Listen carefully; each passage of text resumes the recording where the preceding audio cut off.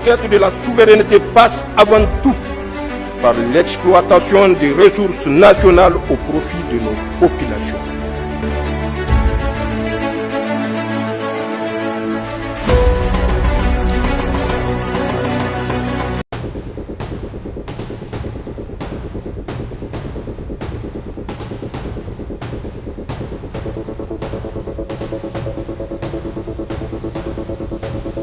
Cette cérémonie marque l'installation du comité d'experts chargé de documenter les plaintes et contentieux opposant l'État du Niger à Orano.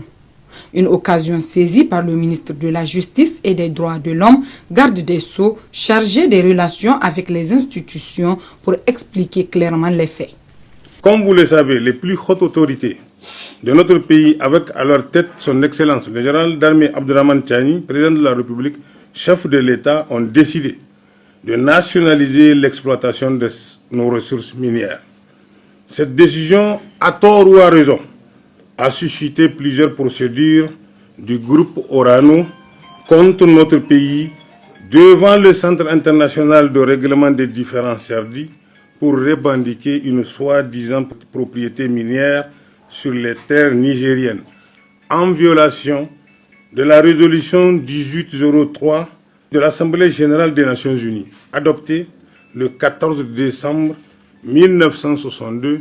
consacrant le droit de souveraineté permanent des peuples et des nations sur leurs richesses et sur leurs ressources naturelles. Le Niger a donc décidé de ne pas rester inactif face à cette situation et a à son tour initié des procédures judiciaires contre Orano en se dotant de toutes les précautions pour l'attraire devant les juridictions nationales et étrangères afin d'obtenir condamnation et réparation des préjudices subis.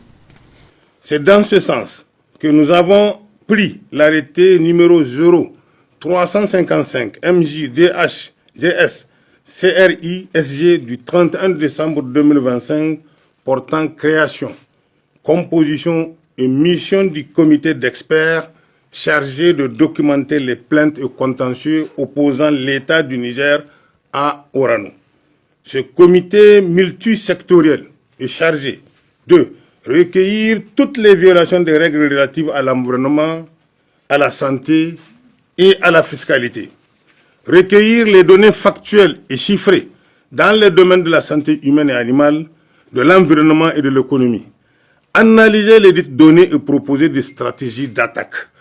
Construire des argumentaires juridiques pour attraire Orano devant n'importe quelle instance juridictionnelle et arbitrale nationale, régionale et internationale et défendre les intérêts du Niger devant les dites instances, y compris même devant les juridictions françaises, car le Niger est convaincu du bien fondé de ces réclamations. Le choix porté sur les membres de ce comité n'est pas du tout fortuit, selon le ministre Aliou Daouda. Le choix porté sur vous répond à un besoin d'établissement des faits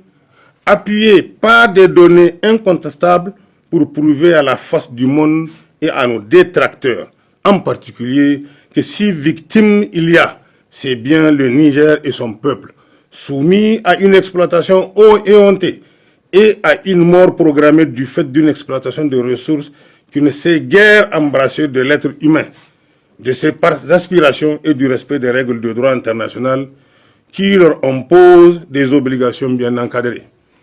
Il revient à ce titre aux membres de ce comité, conformément à la mission à eux confiée, d'œuvrer à la quantification de tous les manques à gagner, à la production des données renseignant sur les conséquences sociales, économiques et environnementales de cette exploitation et à l'élaboration d'argumentaires qui serviront de base solide à la défense du Niger devant les instances juridictionnelles et arbitrales pour faire valoir ses droits contre Orano et ceux partout au besoin.